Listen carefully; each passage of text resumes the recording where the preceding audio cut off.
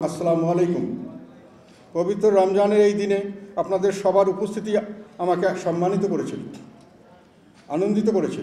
জাতীয় পার্টির পক্ষ থেকে সকলকে জানাচ্ছি উষ্ণ অভ্যর্থনা ও মাহে রমজানের রমজানুল মোবারক। সূর্য অস্ত যাওয়ার সাথে সাথেই আমরা সারাদিনের উপবাস মানে রোজা ভাঙব ইনশাল্লাহ। এই ইফতার মাহফিলে শরীক হওয়ার জন্য সকলকে আমন্ত্রণ জানাচ্ছি। রমজান শুধু খাবার এবং পানীয় গ্রহণ থেকে বিরত থাকার মাস নয়, এই মাস আমাদের সংযম শেখায়, সহমর্মিতা শিক্ষা দেয়। একজন মানুষ যখন রোজা রাখে সে তখন বুঝতে পারে না খেয়ে থাকার কষ্ট কেমন। এই মাস আমাদের নতুনভাবে নিজেকে পরিশুদ্ধ হওয়ার তাগিদ দেয়, মানুষের প্রতি সহানুভূতিশীল হওয়ার ও মমত্ববোধের শিক্ষা দেয়। বর্তমানে দেশ ও জাতি একটা কঠিন সময় অতিবাহিত করছে। এর থেকে উত্তরণ এখনকার বড় চ্যালেঞ্জ। ঐক্য বাংলাদেশের জন্য সবসময় শক্তি ছিল।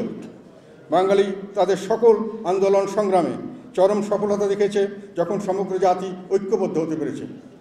কিন্তু এখন আমরা উদ্বেগের সঙ্গে লক্ষ্য করছি অহেতুক দ্বন্দ্ব ঐক্য বিনষ্ট করছে। এমন বিভাজন দেখছি যা সমাজকে ক্ষতবিক্ষত করছে। এমন কার্যকলাপ চোখে পড়ছে যা আমাদের সমৃদ্ধ ও সহনশীল ঐতিহ্যের সঙ্গে সামঞ্জস্যপূর্ণ নয়। আমরা যে বাংলাদেশকে চিনি এবং ভালোবাসি সেখানে এমন ঘটনা অনভিপ্রেত। আমাদের জনগণ সর্বদা শান্তি, সম্প্রীতি এবং পারস্পরিক শ্রদ্ধার মূল্য দিয়েছে। আমাদের অবশ্যই ঐক্যের পথকে নতুন করে আবিষ্কার করতে হবে। এই যাত্রা শুরু করার জন্য পবিত্র রমজান মাসের চেয়ে আর কি ভালো সময় হতে পারে। আসুন রমজান অনুপ্রাণিত করে এমন সহানুভূতির, সমঝোতার, বন্ধুত্বের চেতনাকে আমরা আলিঙ্গন করি। আসুন আমরা একসাথে হাতে হাত মিলিয়ে বাংলাদেশের জন্য একটি উজ্জ্বল ভবিষ্যৎ গড়তে কাজ করি। এমন একটি ভবিষ্যৎ যেখানে শান্তি ও সম্প্রীতি বিরাজ করবে। একে অপরের প্রতি শ্রদ্ধাশীল ও সহনশীল হব। জাতি হিসেবে বাংলাদেশ সবসময় সকলের সঙ্গে বন্ধুত্ব, কারোর সঙ্গে বিদ্বেষ নয় নীতি লালন করেছে। এটি হলো সেই পথ প্রদর্শক আলো যা আন্তর্জাতিক মঞ্চে আমাদের পথকে আলোকিত করে। এটি অবশ্যই নিজস্ব সীমানার মধ্যেও আমাদের আলিঙ্গন করতে হবে। সম্মানিত সুধী, আমাদের সাথে এই বিশেষ সন্ধ্যা ভাগ করে নেওয়ার জন্য আপনাদের আবারও ধন্যবাদ জানাচ্ছি।